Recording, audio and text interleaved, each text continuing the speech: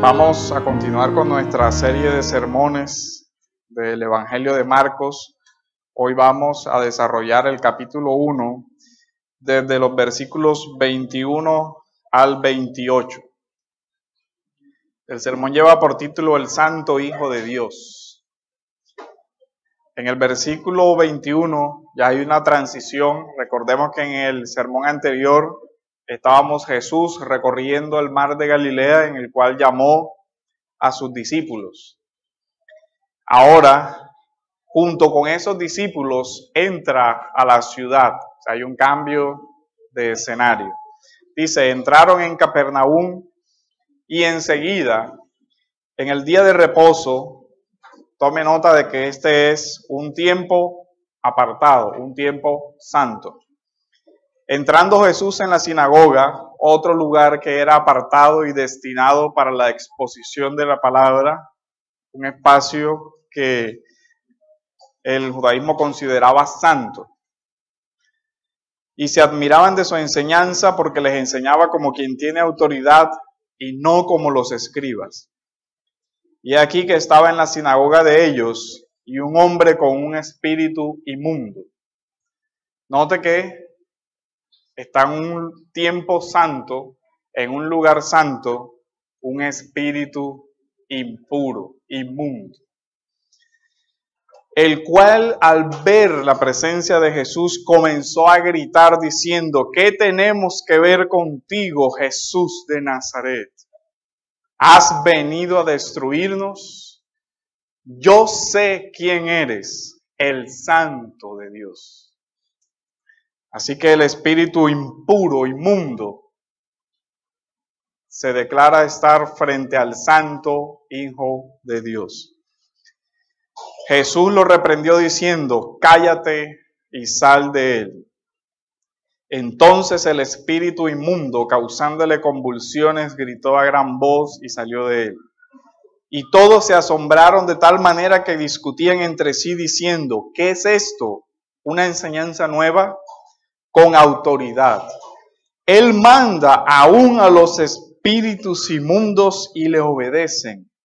Y enseguida su fama se extendió por todas partes, por toda la región alrededor de Galilea. A modo de introducción vemos otra vez los dos ejes del Evangelio de Marcos. La identidad de Jesús y la misión de Jesús. Sé quién eres.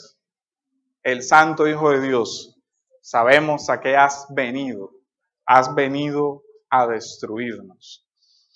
Así que el espíritu impuro se sabe frente al Hijo de Dios y además tiene alguna idea de su misión.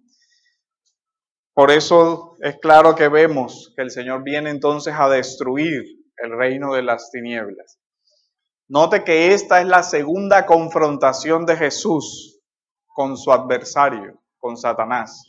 La primera fue en privado, donde solo el diablo, el tentador y el Señor estuvieron.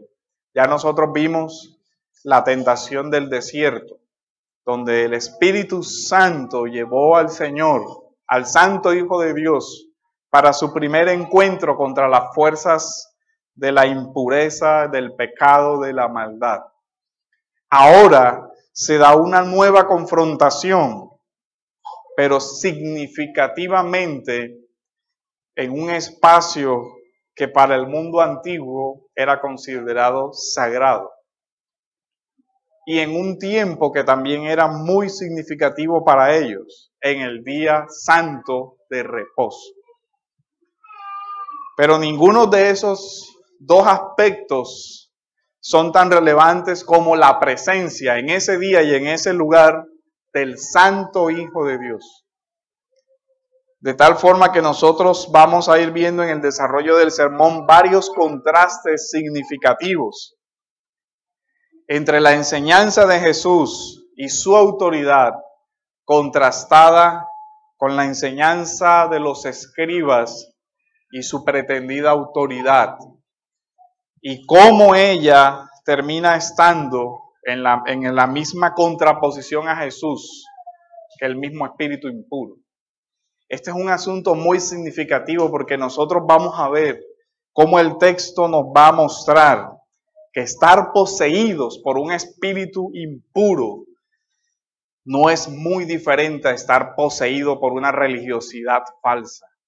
Eso es un contraste que impacta mucho, porque en la misma posición contra el Santo Hijo de Dios están tanto las autoridades religiosas como los espíritus endemoniados. La santidad del Hijo de Dios es contrastada aquí con la impureza, con la inmundicia. Santo versus impuro. La declaración de misión, has venido a destruirnos, y la imposibilidad de comunión entre el espíritu impuro y el Santo Hijo de Dios, y la imposibilidad de comunión con una religiosidad de hombres que se opone a la autoridad del Hijo de Dios. Entonces nuestro primer punto será el Santo Hijo de Dios, su enseñanza y su autoridad frente a la enseñanza y presunta autoridad de los escribas. Vamos a leer el texto del versículo 21. Entraron en Capernaum y enseguida, por eso les decía, note, en el día de reposo, tiempo apartado, también sinónimo de santidad. Entrando en la sinagoga, lugar apartado, también sinónimo de santidad, lugar donde se enseñaba la santa ley de Dios. Comenzó Jesús a enseñar, es decir, en el espacio dedicado y en el tiempo dedicado, Él comienza a enseñar. Y hay un contraste que hace el texto, dice, y se admiraban de su enseñanza, todos los ahí presentes, porque les enseñaba como quien tiene autoridad y no como los escribas. Esta es como si fuera un link que se va a abrir y nos va a mostrar el choque de Jesús con los escribas en el resto del Evangelio de Marcos. Desde aquí en adelante siempre vamos a ver a Jesús y a los escribas en el tema de la autoridad. De hecho, más adelante vamos a ver cómo los escribas, cuando el Señor está enseñando, le confrontan y le dicen, ¿tú con qué autoridad haces eso? E incluso se atreven a cuestionar los milagros del Señor de expulsión de demonios, diciendo, Él, por los demonios, echa fuera los demonios. Todo eso para que lo tengamos en mente, el choque que se está generando.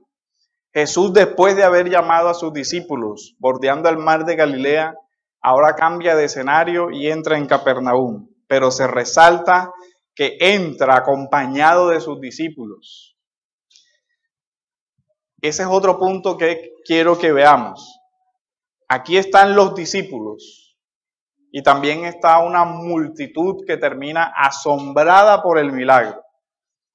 Pero cuando vayamos desarrollando el Evangelio de Marcos, vamos a ver cómo esa multitud que está aquí asombrada por el milagro es la misma que al final del Evangelio dice, mátalo, crucifícalo. Entonces, también vamos a ir viendo en el desarrollo del Evangelio la diferencia entre ser discípulo y ser una multitud que busca señales y prodigios, pero que no es discípulo. Y que su corazón está todavía en el beneficio que una religiosidad le pueda dar. Si Él hace milagros hay que seguirlo, pero seguirlo desde lejos sin ningún compromiso.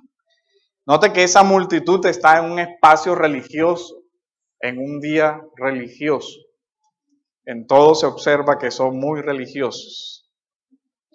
Los juegos de oposiciones que se hacen aquí son muy significativos. Cuando Jesús, el Santo Hijo de Dios, entra, el espíritu impuro sale. Pero el primer juego de oposiciones es Jesús frente a los escribas. Que el texto dice que Jesús enseñaba, pero no como los escribas. Los escribas enseñaban en la sinagoga Y aquí se hace un contraste, una oposición entre la enseñanza de ellos y la enseñanza de Jesús. ¿Cuál es el origen de la diferencia o del contraste? En primer lugar, la identidad. ¿Quién es el que está enseñando? Es el Santo Hijo de Dios. ¿Qué es lo que está enseñando entonces? Lo que sale de su boca es la santa palabra de Dios. En principio no debería haber un contraste, porque lo que los escribas, fariseos o los sacerdotes deberían enseñar es la santa palabra de Dios. Si eso fuera así, no hubiera existido ese choque. Si ellos hubieran creído en esa palabra de Dios, la sinagoga hubiera sido un lugar donde se recibiría la autoridad de Jesús.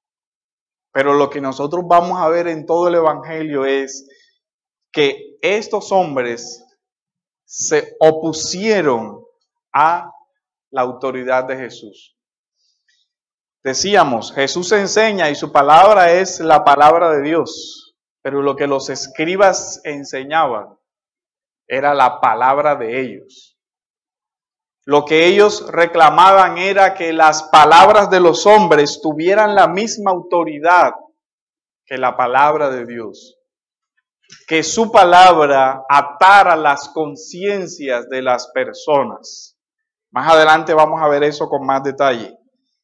Nótese entonces que tanto los demonios como los escribas terminan en oposición al Señor. Vamos a ver en el Evangelio de Marcos, en el capítulo 2, versículos del 5 al 10. Viendo Jesús la fe de ellos, esta es la del paralítico que fue bajado, ¿se acuerdan? Por sus amigos. Dijo al paralítico, ¿quién? El Hijo de Dios. Hijo, tus pecados te son perdonados. Pero estaban allí sentados algunos de los escribas, los mismos que enseñaban en la sinagoga, los cuales pensaban en sus corazones, ¿por qué habla este así? Lo mismo que seguro estarían pensando cuando el Señor estaba predicando en la sinagoga. ¿Por qué dice él eso? Está blasfemando. Miren la acusación aquí. Estos escribas acusan al Señor de blasfemia. ¿Quién puede perdonar pecados si no solo Dios? Ahí hay un rechazo a la identidad. Y al instante Jesús, conociendo en su espíritu que pensaban de esa manera dentro de sí mismos, les dijo, ¿por qué pensáis estas cosas en vuestros corazones? ¿Qué es más fácil decir al paralítico, tus pecados te son perdonados, o decirle, levántate, toma tu camilla y anda? Pues para que sepáis que el Hijo del Hombre tiene autoridad en la tierra para perdonar pecados, dijo al paralítico, a ti te digo, levántate, toma tu camilla y vete a tu casa. Ya vamos viendo el cuestionamiento de los escribas hacia la autoridad de Jesús. Tú no tienes autoridad para hacer eso. Y no es la única. Marcos capítulo 11. Versículos 27 al 33. Esta es una oposición que se ve desde este inicio en todo el libro. 27. Llegaron de nuevo a Jerusalén y cuando Jesús andaba por el templo se le acercaron los principales sacerdotes, los escribas y los ancianos y le dijeron, ¿con qué autoridad haces estas cosas? ¿O quién te dio autoridad para hacer esto? Otra vez el cuestionamiento de ¿con qué autoridad? Jesús les dijo, yo también os haré una pregunta. Respondedmela y entonces os diré con qué autoridad hago estas cosas. ¿El bautismo de Juan era del cielo o de los hombres? Respondedme. Y ellos discurrían entre sí diciendo, si decimos del cielo, él dirá, entonces ¿por qué no le creísteis? Pero este tema aplicaba igual para el Señor. Si es el Santo Hijo de Dios, entonces, ¿por qué no me creen? Esto es lo que ya está ahí. Jesús enseñaba con una autoridad, pero ellos se oponían a esa autoridad. Mas si decimos de los hombres, porque temían a la multitud, todos consideraban que Juan verdaderamente había sido un profeta. Respondiendo a Jesús dijeron, no sabemos. Miren toda la maquinación de estos religiosos. Si decimos la verdad, va a quedar en evidencia que nosotros somos unos incrédulos.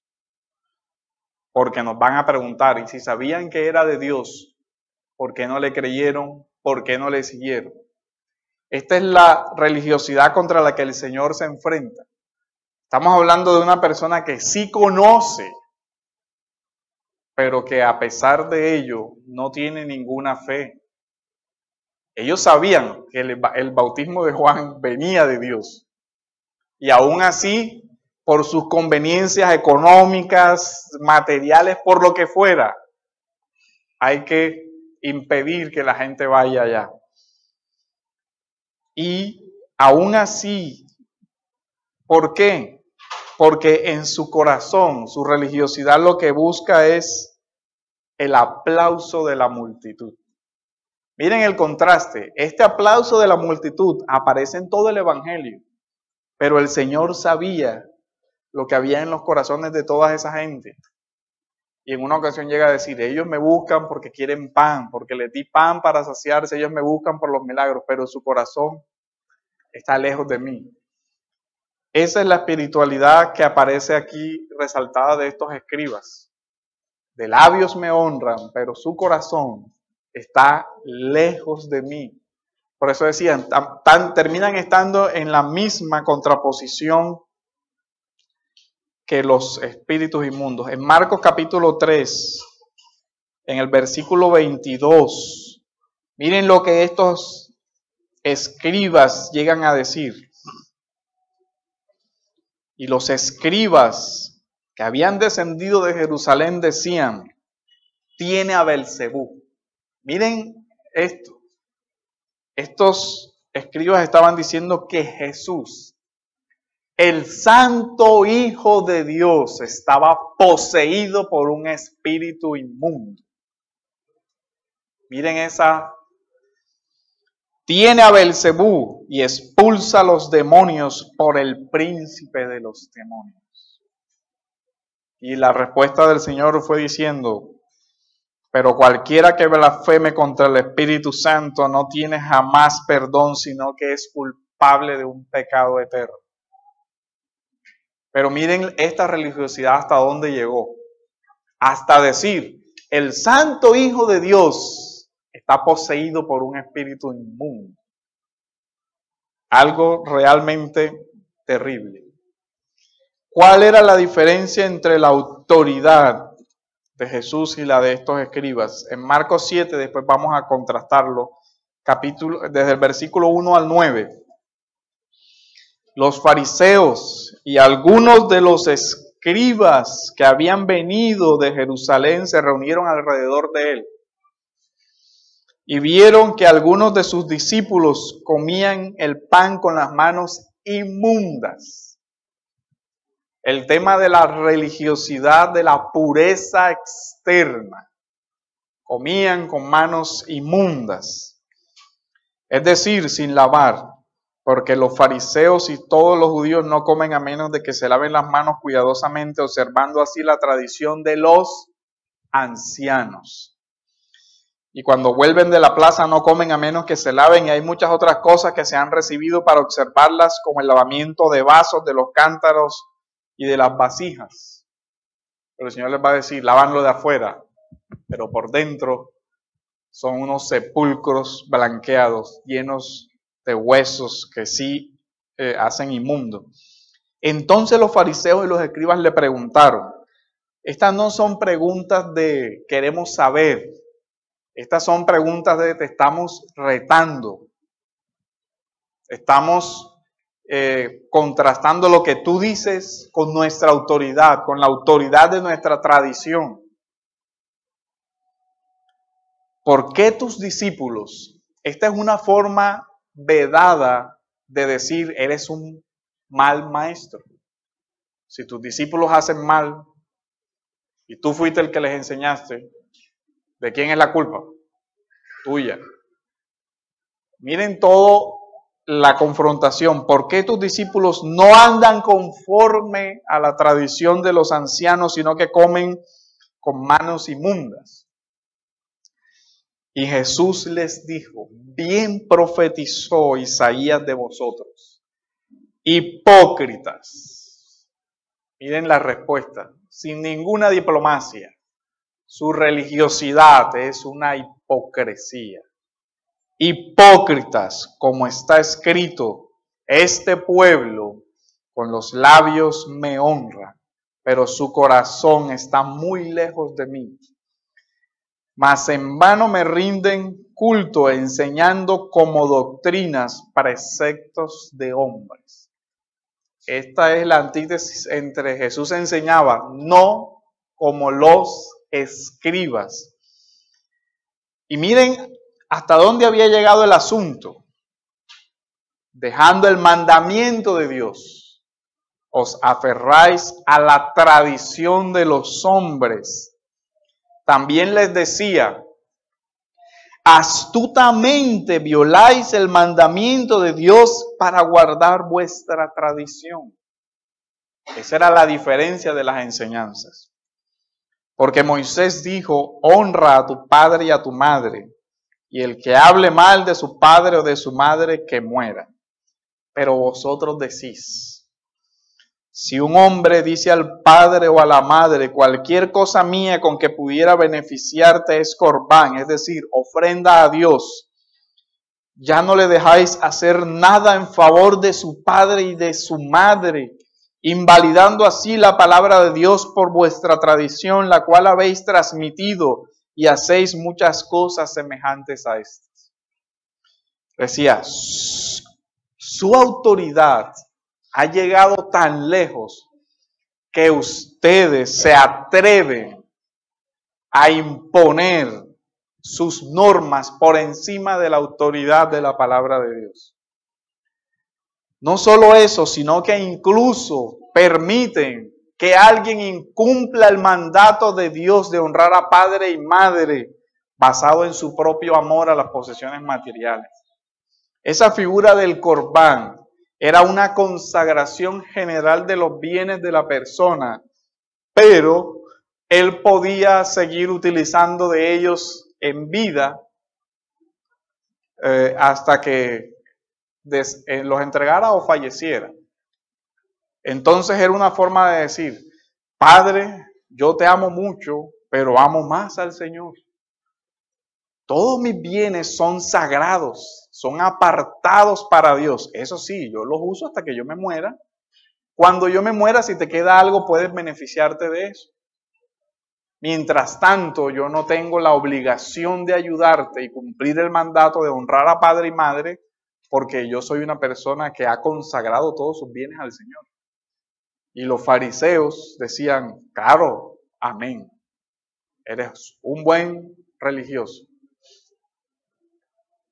Esa es la religiosidad que se observa ahí, con la que el Señor se contrasta. Dice, ¿cómo es posible que ustedes basados en su autoridad rechacen la autoridad de Dios? En el mismo versículo 18, que sigue el mismo tema, pero no vamos a leer todo el capítulo, miren lo que el Señor dice, y Él les dijo, también vosotros sois tan faltos de entendimiento, porque los discípulos preguntan, maestro, pero eso es lo que dice la pureza de la ley. Dice, también ustedes son tan faltos de entendimiento, ¿no comprendéis que todo lo que de afuera entra al hombre no le puede contaminar? Porque no entra en su corazón, sino en el estómago y se elimina, declarando así limpios todos los alimentos. Y decía, lo que sale del hombre, eso es lo que contamina al hombre.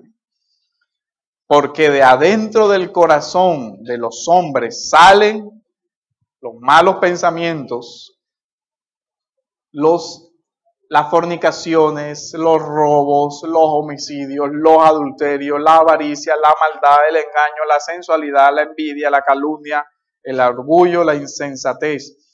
Todas estas maldades salen de adentro y contaminan al hombre. La religiosidad de esto era la religiosidad de lavemos el vaso y tengamos todo muy limpio, pero por dentro la misma avaricia, el mismo amor al dinero, el mismo deseo de fama y de figurar y el mismo deseo. Todo esto en un contraste muy marcado con la misión del Santo Hijo de Dios. Jesús y su autoridad la ejerce de una forma muy diferente. La palabra griega que aparece ahí es exousia, que implica capacidad para realizar una acción, de manera que no haya nadie que impida el despliegue de esa acción. Es una autoridad que no puede ser resistida. Y es interesantísimo el uso de esa palabra en la Biblia. Esa palabra aparece en Apocalipsis 7 del 12 al 13. Apocalipsis 7 del 12 al 13.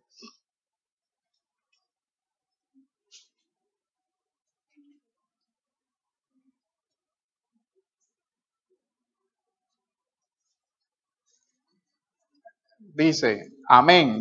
La bendición, la gloria, la sabiduría, la acción de gracias, el honor y el poder y la fortaleza sean a nuestro Dios por los siglos de los siglos. Amén. Y sigue diciendo, esa palabra, el poder y la fuerza es la misma, la autoridad. Y uno de los ancianos habló diciéndome, estos que están venidos con vestiduras blancas, ¿quiénes son y de dónde vienen? No, ese no es. Es Apocalipsis 12:10.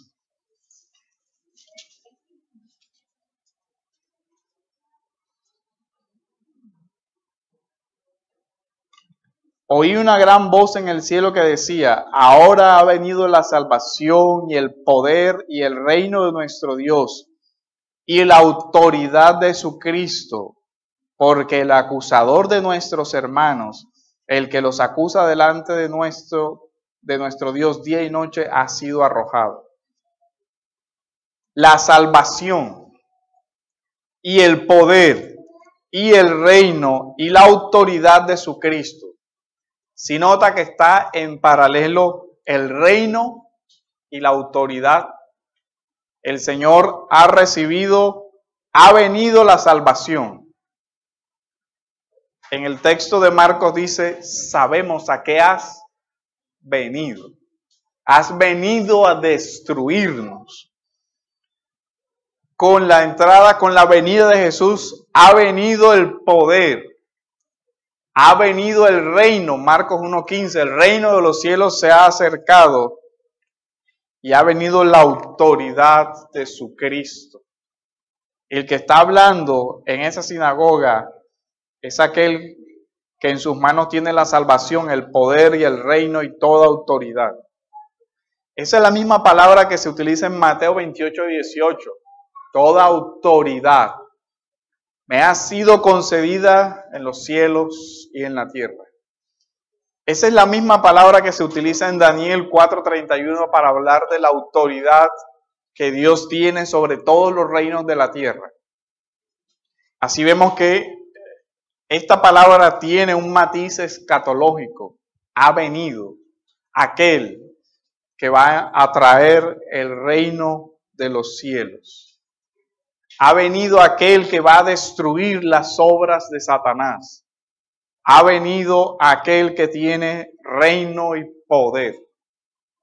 Él es quien estaba hablando en esa sinagoga. La autoridad del Hijo de Dios. Es a esa autoridad que se oponen los escribas. Es a él al que le están diciendo, ¿y tú con qué autoridad haces eso? Es a él al que se atreven a decirle, con el poder de espíritus impuros haces tus milagros. Vemos que uno no sabe cuál es la peor acción, la que hacen los demonios o la que están haciendo ellos. Con la forma como hablan contra el Hijo de Dios, con un total desconocimiento y con una forma tan irrespetuosa y blasfema. Es interesante que esta palabra se utilice mucho en los libros escatológicos, en Daniel y en Apocalipsis, porque es una forma como ya se hace visible el reino. Ya en Marcos el Señor había dicho, el reino de los cielos se ha acercado, pero ahora irrumpe. Y lo primero que el Señor hace en público, con el inicio de su ministerio, además de predicar, es expulsar un demonio. Lo que ya vemos entonces que es un evento muy significativo. Gracias.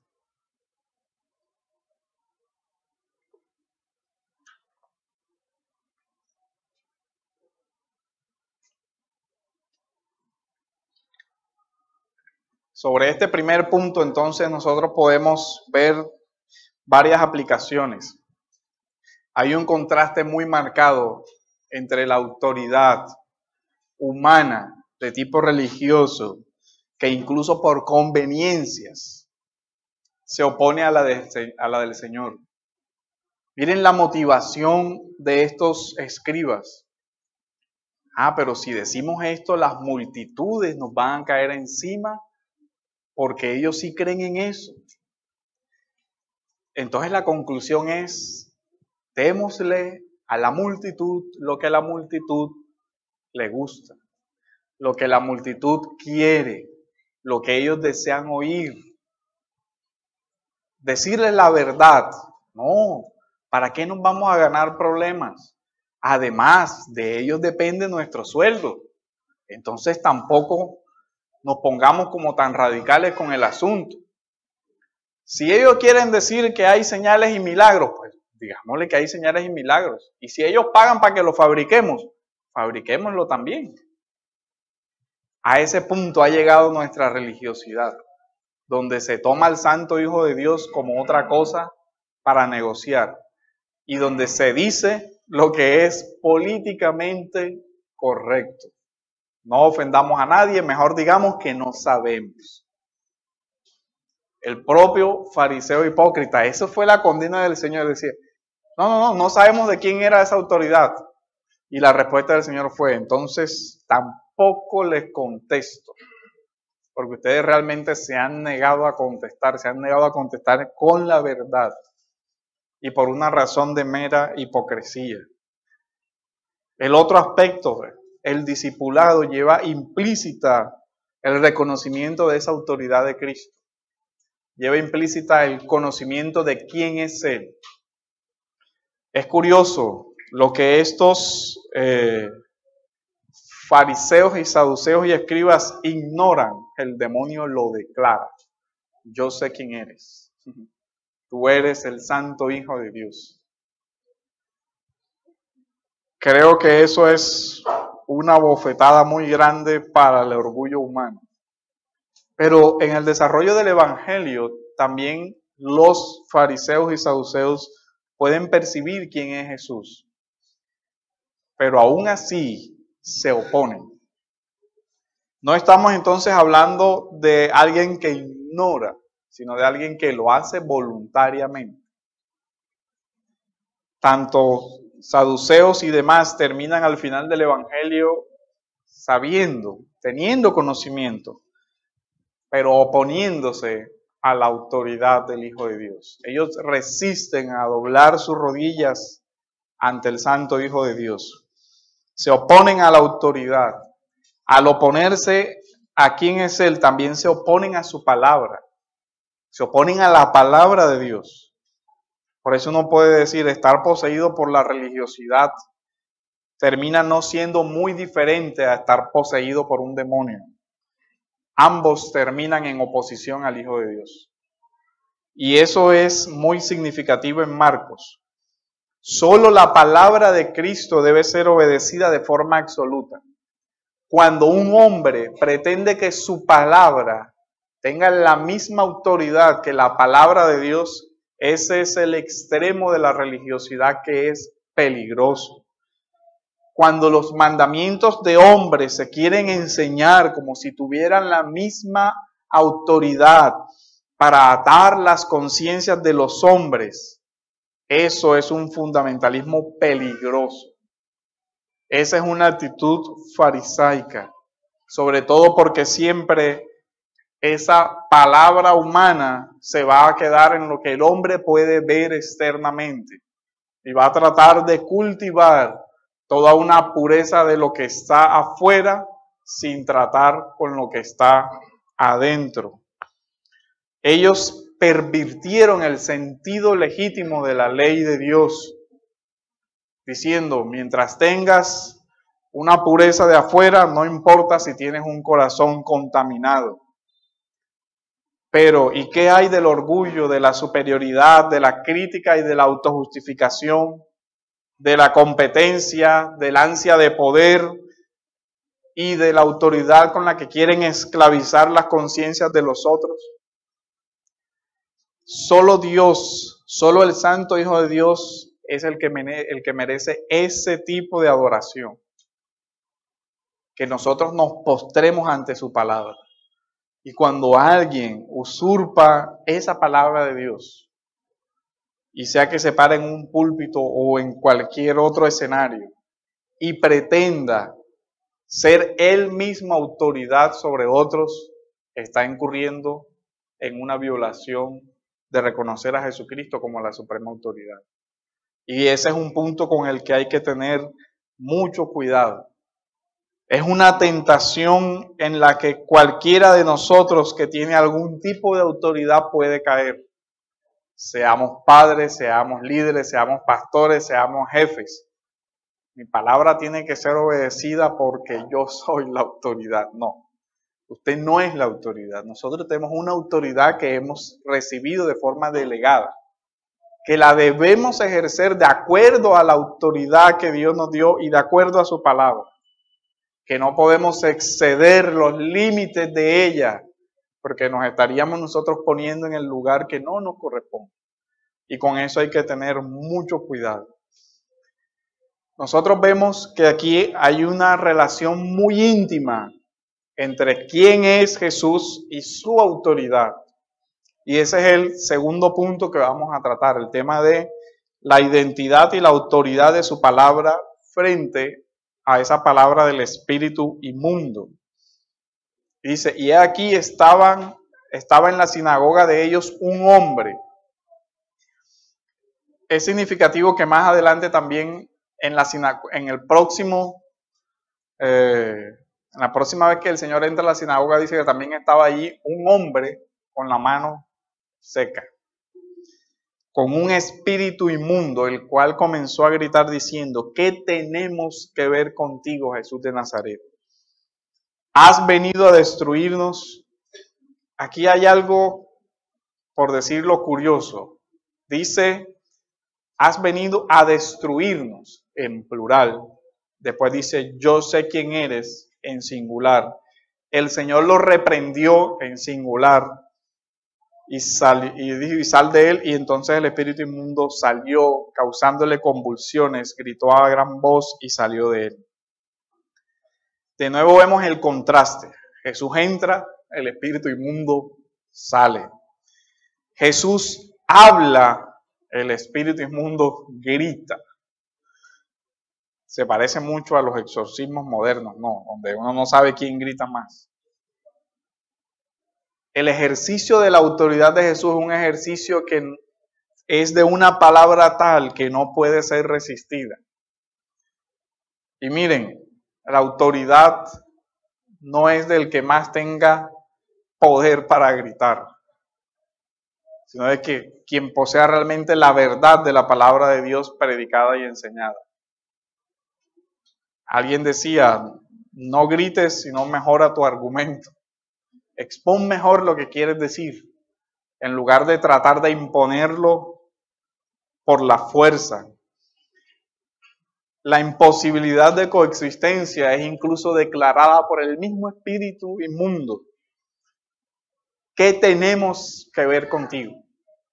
No puede haber comunión, no podemos estar los dos en el mismo sitio. No puede existir ninguna relación entre el Santo Espíritu de Dios, el Santo Hijo de Dios y el Espíritu inmundo. Debe salir. Esa oposición ya se había visto en el desierto. El reino de Dios está en oposición completa al diablo y a sus espíritus. En este aspecto no hay paz posible. No hay posibilidad de comunión. Aquí la batalla es inevitable. Pero más que una batalla, lo que vemos nosotros aquí es la expresión de la realeza de Jesús. Se le atribuye una autoridad que no puede ser resistida, pero esa autoridad ¿de dónde viene? De la identidad que tiene. Es significativo en Marcos que se contrasta el conocimiento de estos espíritus inmundos con la ceguera de los religiosos y las multitudes de su época. Más adelante, el endemoniado gadareno también se presenta ante el Señor diciendo, yo sé quién eres. Tú eres Jesús de Nazaret. Tú eres el Hijo de Dios. Te rogamos que no nos expulses, sino que nos eches a estos cerdos. Mientras tanto, las multitudes siguen preguntándose, ¿quién es Él? ¿Por qué hace esto? E incluso los discípulos todavía tienen muchas dudas y preguntan, ¿pero quién es Él? Cuando el Señor más adelante, en medio de la tormenta en la barca, calla y dice, calla, enmudece al mar y a las olas, los discípulos se quedan preguntando, ¿y quién es Él?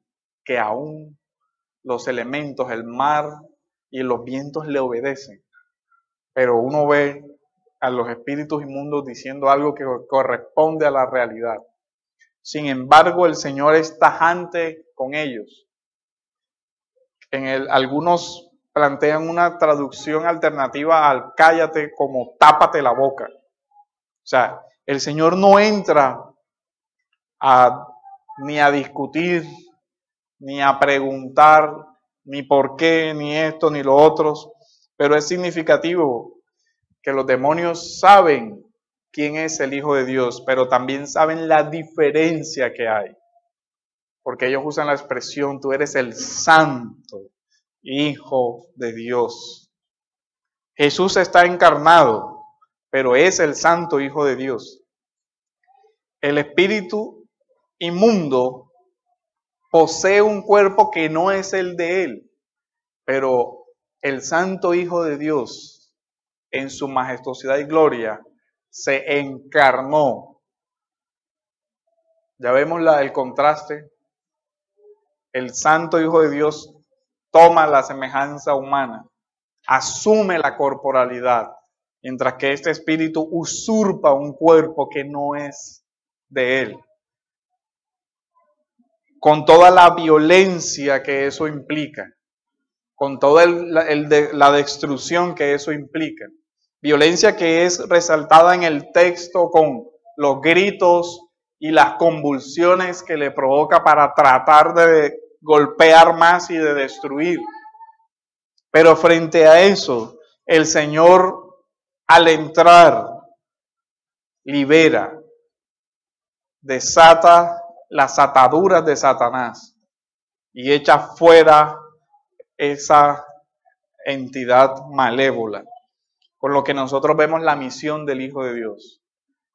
Cuando el Señor dice, sal de él, está diciendo, sí, he venido a destruirlos.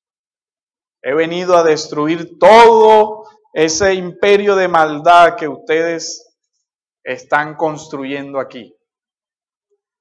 Todo ese temor con la que están esclavizando al hombre por temor a la muerte, todo eso va a ser destruido por el Santo Hijo de Dios.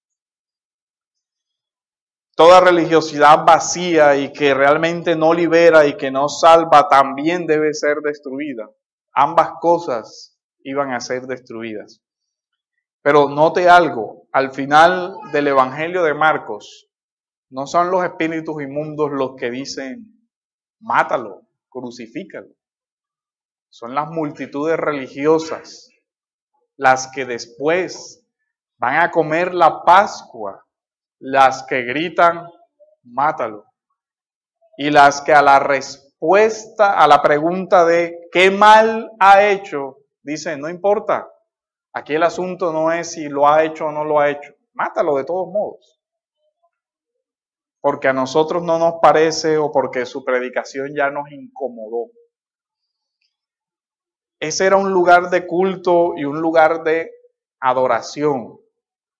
Más adelante nosotros vamos a ver el mismo contraste cuando el hombre de la mano seca, en la misma sinagoga, en un mismo día de reposo, en el versículo 3, el versículo 6 del capítulo 3 dice, pero cuando los fariseos salieron, enseguida comenzaron a tramar con los herodianos en contra de Jesús para ver cómo podían destruirlo.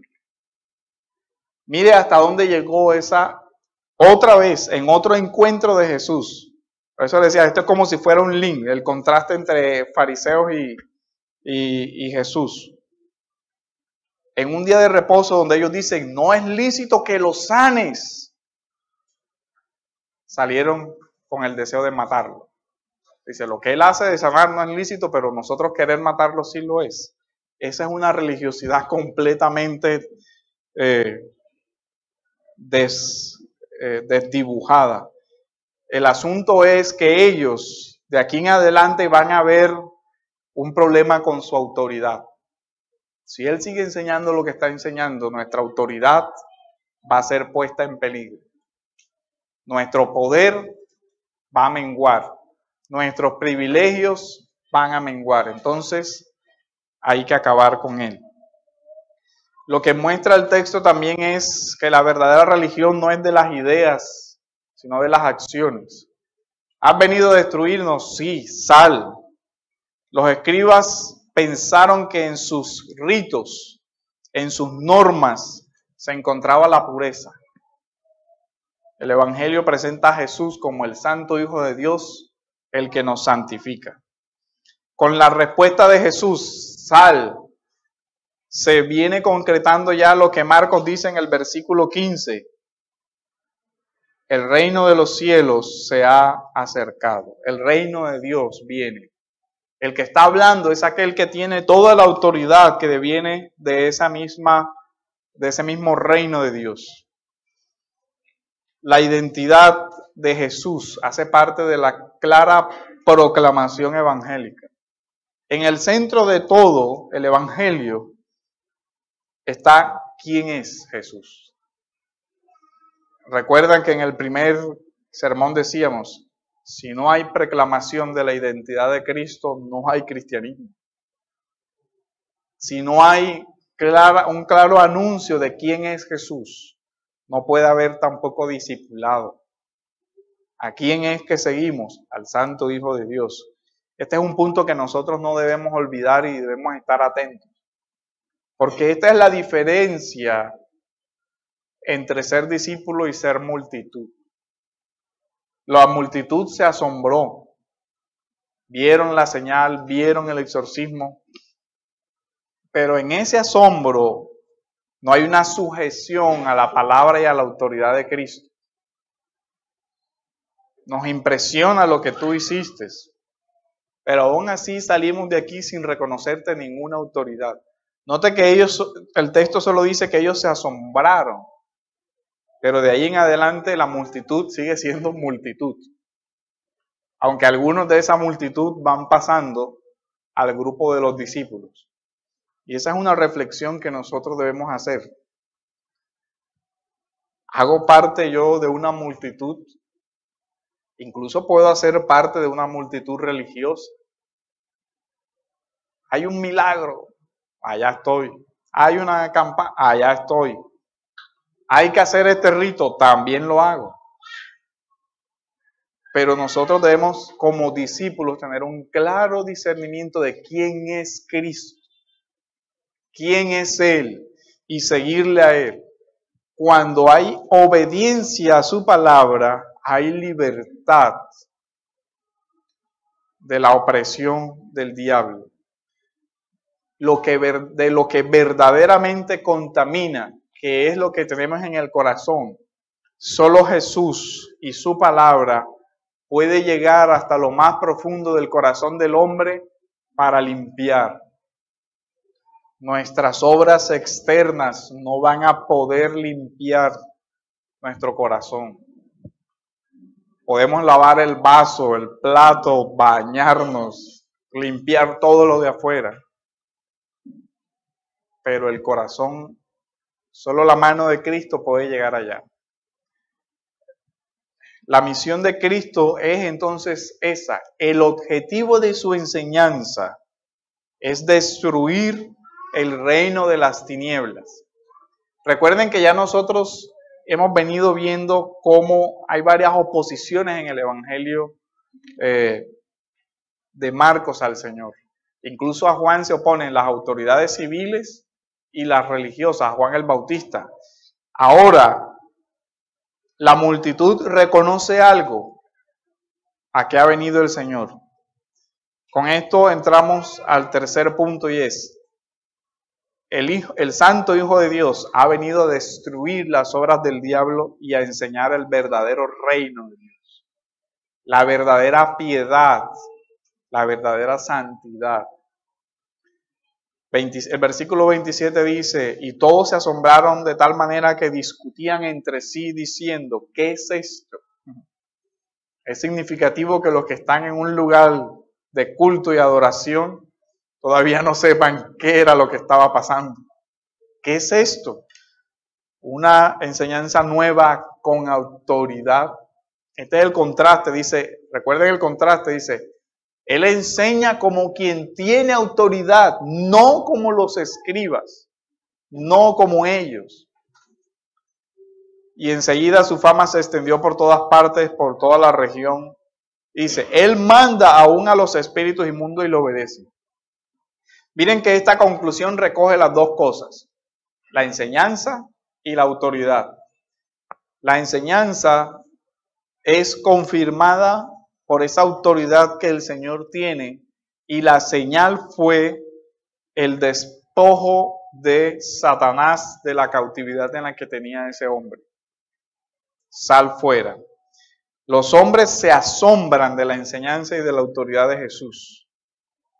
Sin duda aquí vemos que Jesús vino a destruir las obras del diablo, entre las cuales podemos relacionar la falsa religiosidad con todo lo que tenga el espiritismo, cualquier tipo de religiosidad que no esté conforme a la Escritura, termina estando contra la autoridad del Hijo de Dios.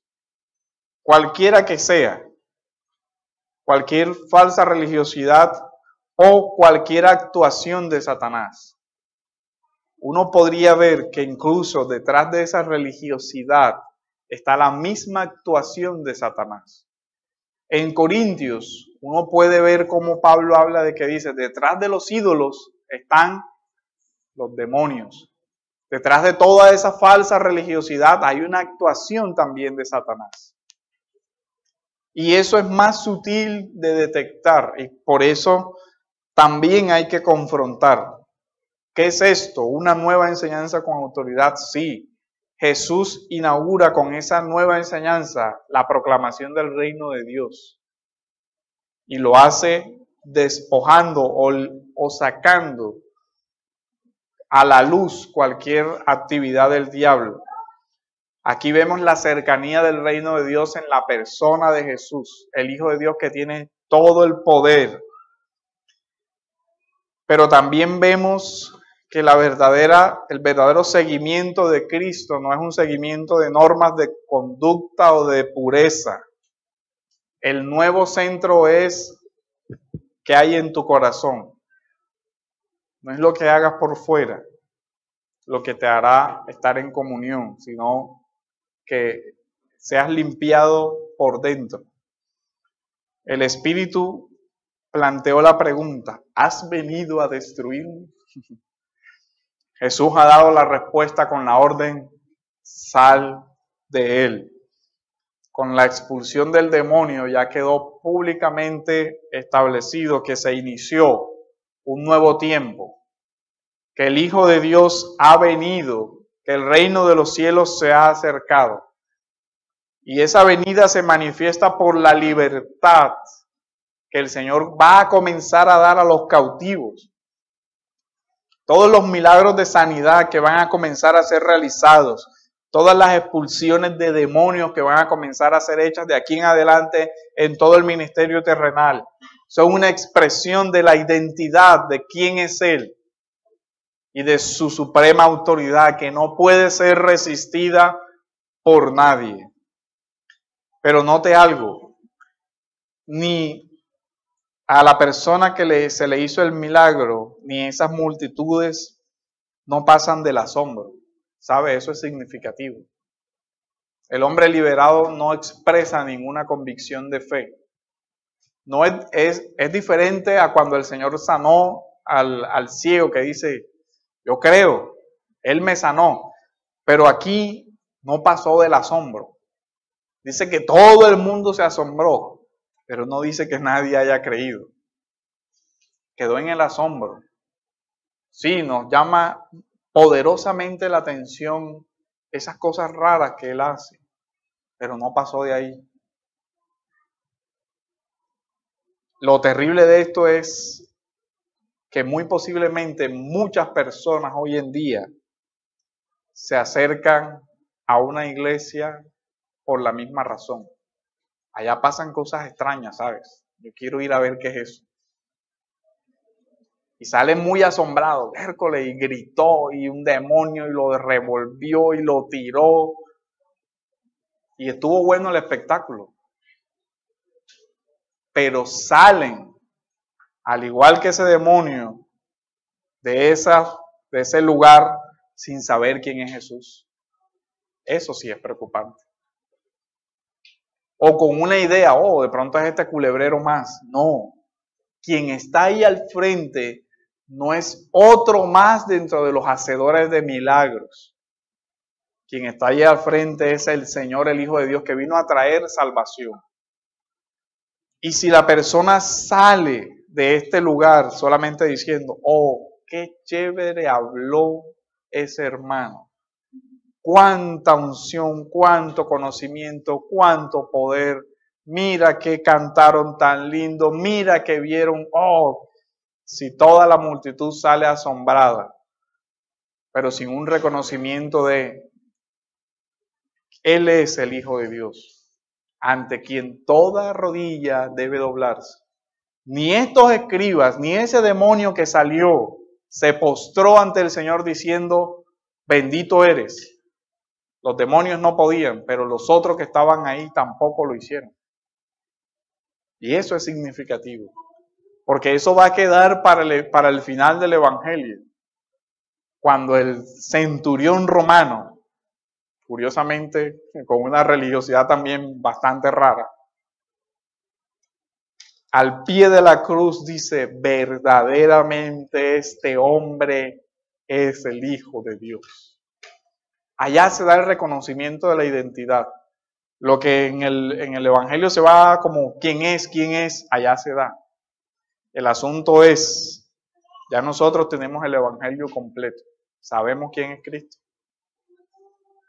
Ahora, el asunto no es solamente le conoces, porque el demonio le conocía. Y varias veces los demonios dicen, sabemos quién eres y sabemos qué has venido a hacer. El asunto es, nosotros amamos a ese que ha venido y eso que ha venido a hacer. No es un asunto de, wow, qué asombroso, sino es un asunto de fe. Creemos que tú eres el Hijo de Dios y creemos que tú eres quien ha venido a salvarnos. Los escribas tenían esa idea. y quizás sus ritos apuntaban a eso, pero cuando vino el que era el cumplimiento de todos los ritos, no le reconocieron. Ni siquiera tan ciegos estaban en su religiosidad que ni siquiera sabían que tenían un espíritu inmundo en medio de ellos. Como aplicaciones y conclusiones finales, Jesús entra con sus discípulos. Mire que ellos pasan todo el escenario en silencio. Ellos por ahora están aprendiendo, pero más adelante el Señor les dirá, los enviará y les dirá, toda mi autoridad se las delego a ustedes. ¿Para qué? Para ir a predicar. En todo el cuadro es Jesús quien predica y quien enseña. Hoy somos nosotros sus discípulos los que debemos predicar y enseñar. En esa época se les permitió estar en silencio, porque lo importante era que le acompañaran y aprendieran. Pero hoy no se nos permite estar en silencio. Hoy debemos proclamar quién es Jesús y llamar a las personas, llamar a toda la humanidad a que todo el mundo se postre ante aquel que es digno, ante aquel que es el Cordero digno, el Hijo de Dios.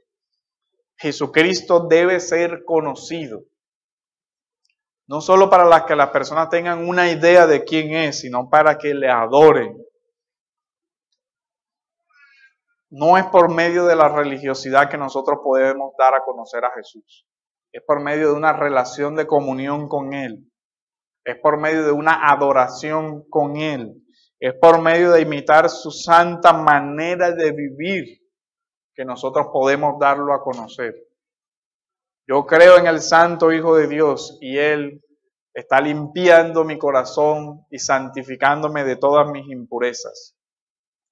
La vida espiritual para el creyente es realmente una lucha contra lo sobrenatural. No podemos desconocer las artimañas de Satanás. Tenemos que saber que estamos en una batalla, por lo cual no podemos ser pasivos. Debemos ir y predicar. Y cuando hagamos eso, note que Jesús no salió a buscar un demonio que exorcizar. Él salió a predicar. Pero cuando hagamos eso, debemos esperar también la oposición de Satanás. Vestida de muchos trajes, de religiosidad, de poder, de fama, de riqueza, de lo que sea. Porque las tentaciones serán sutiles. Entonces el creyente debe tener cuidado, examinar su vida, de no estar cayendo en cualquier forma de religiosidad meramente externa, con énfasis de pureza externa, pero sin tratar con su propio corazón. Debemos ser conscientes de la naturaleza de esta batalla. Estamos inmersos en una guerra de origen sobrenatural. La actuación de Satanás es real. Satanás no es un mito. Sí, nosotros no estamos llamados a tener un terror frente a la actuación de Satanás porque Cristo ha vencido, pero tampoco podemos ver esto como si fuera un asunto meramente natural. Nosotros sabemos que la predicación de la palabra va a ser resistida por el mal y debemos estar conscientes de todo eso, pero debemos estar conscientes que el Señor nos delegó toda potestad. Él recibió toda esa autoridad y dijo, id en mi nombre. Para el no creyente, creo que debe saber la diferencia hoy entre tener una idea de quién es Cristo o pertenecer a una multitud y ser un discípulo. Es muy, muy significativa esa diferencia. No te asombres solo por lo sobrenatural que puedas llegar a ver algún día. Porque creer en eso no es lo que te va a salvar. Te va a salvar poner tu fe en aquel que te puede salvar, que es Jesús. No pongas tu fe en cualquier tipo de rito o cualquier tipo de experiencia religiosa, sino en Jesús y solo en Él. Aquí la pregunta definitiva es, ¿sabes quién es Jesús? Y la otra pregunta es, ¿le amas? Porque saber no es suficiente. Oremos, hermanos.